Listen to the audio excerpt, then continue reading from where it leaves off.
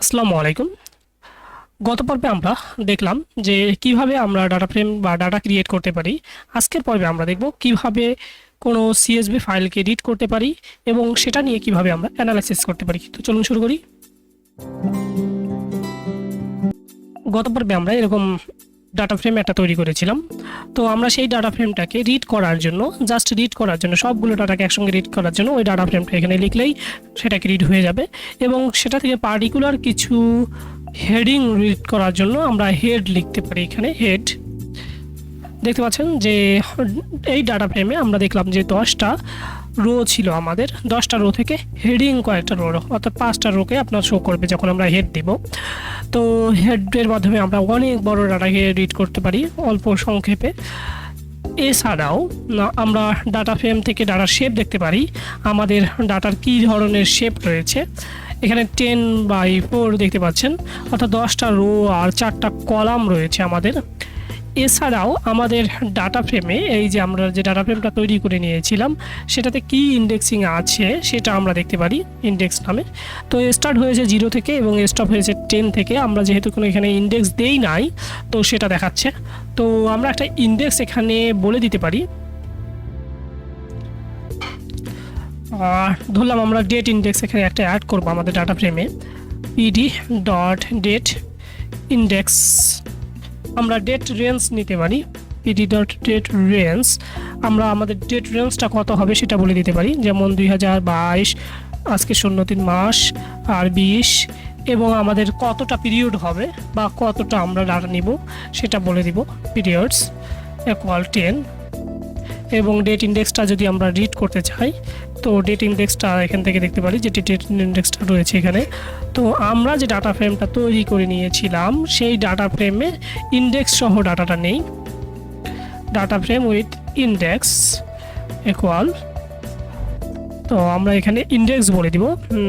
আমাদের ইন্ডেক্সটা হবে আমরা যে ইন্ডেক্সটা তৈরি করলাম ডেট ইন্ডেক্স সেটা, অর্থাৎ আমরা যদি এটাকে এখন অন করে নেই তখন কিন্তু আমরা ইন্ডেক্সটা দেখতে পাচ্ছি।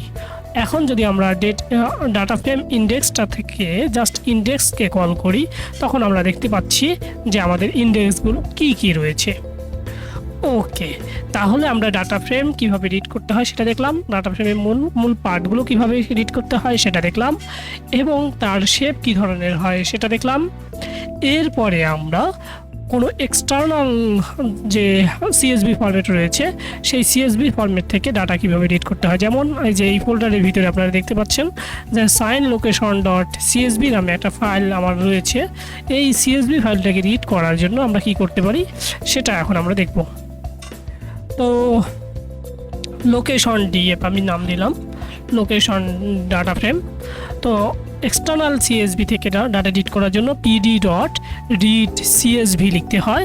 এরপরে এখানে আমাদের লোকেশন বলে দিতে হয় কোন লোকেশনে আসলে সিএসভি ফাইলটা রয়েছে। আমরা আমাদের লোকেশনটা বলে দিলাম এবং আমরা যদি ডাটাটা দেখতে পাচ্ছি যে আমরা ডাটাটা খুব সুন্দরভাবে দেখতে পাচ্ছি, এবং ডাটাতে কতটা রো রয়েছে কতটা কলাম রয়েছে সেটাও আমরা খুব সুন্দরভাবে দেখতে পাচ্ছি।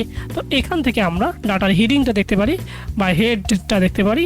তো দেখা যাচ্ছে যে আমরা 5টা রো দেখতে পাচ্ছি হেডিংয়ে। তো এখানে যদি আমরা 10 দেই তো আমরা হেডিংয়ে 10টা রো দেখতে পারবো, যতটা রো দরকার ততটা হেডিংয়ে ওখানে আমরা বলে দিতে পারবো।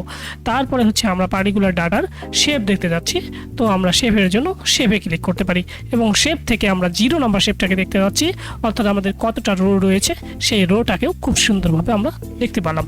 এবং 1 দিলে আমরা যখন এখানে 1 দিব কতটা কলাম রয়েছে, এখানে দেখেন 24টা কলাম রয়েছে, 24টা কলামকে খুব সুন্দরভাবে আমরা দেখতে পারলাম।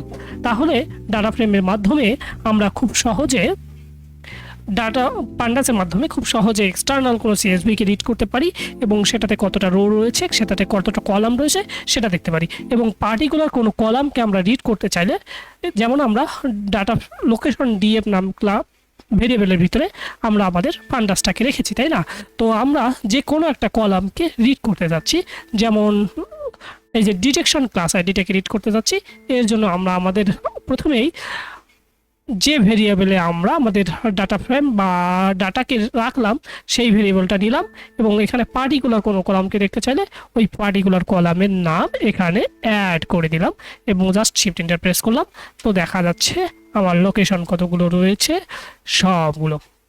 তো আজকের পর্বে আমরা কি কি শিখলাম তাহলে, কোনো ডাটা ফ্রেমকে কীভাবে রিড করতে হয়, সেখানে কিভাবে হেডিং দেখতে হয়, সেখান থেকে কিভাবে ইন্ডেক্সিং করতে হয়, সেটা থেকে কিভাবে ইন্ডেক্সিং দেখতে হয়, তার শেপ কীরকমভাবে দেখতে হয়, তার রো কতটা আছে সেটা কীভাবে কাউন্ট করতে হয়, পার্টিকুলার হেডিংয়ে কতটা আমরা সেও করাবো সেটাও আমরা আজকে শিখলাম।